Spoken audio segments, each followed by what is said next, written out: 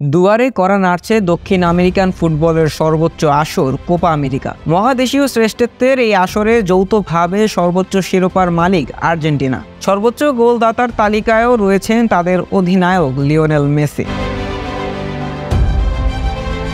যুক্তরাষ্ট্রের মাটিতে অনুষ্ঠিত এবারের আসরে মেসির সামনে উকি দিচ্ছে কয়েকটি রেকর্ড।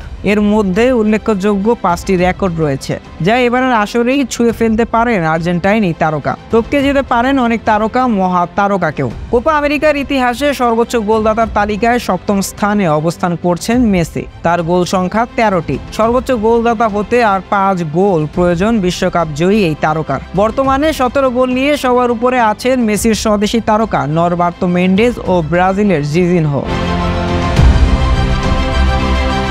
কোপা আমেরিকার ইতিহাসে সর্বোচ্চ ম্যাচ খেলার দিক দিয়ে যৌথভাবে শীর্ষে আছেন মেসি। আর মাত্র একটি ম্যাচ খেললেই এককভাবে শীর্ষস্থান দখল করবেন, টপকে যাবেন সার্জিও লিভিংস্টোনকে। এখন পর্যন্ত দুজনই 34টি করে ম্যাচ খেলেছেন। সব ঠিকঠাক থাকলে এবারের আসর হতে যাচ্ছে মেসির 7ম কোপা আমেরিকা। যদি মাঠে নামেন তবে মেসি হবেন প্রথম আর্জেন্টাইন খেলোয়াড় যিনি কোপার 7টি আসরে খেলেছেন।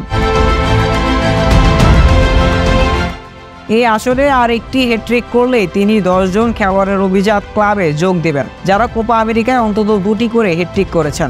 এই প্রতিযোগিতায় 2016 সালে পানামার সঙ্গে হ্যাট্রিক করেছেন মেসি। মেসি যদি এবার টুর্নামেন্টের সেরা খেলোয়াড়ের পুরস্কার জিতেন, তাহলে মেসি হবেন কোপা আমেরিকার ইতিহাসে টানা 2টি আসরের সেরা খেলোয়াড়ের পুরস্কার জেতা প্রথম খেলোয়াড়। Reported by Shahriar Ahmed Joy, icon sports.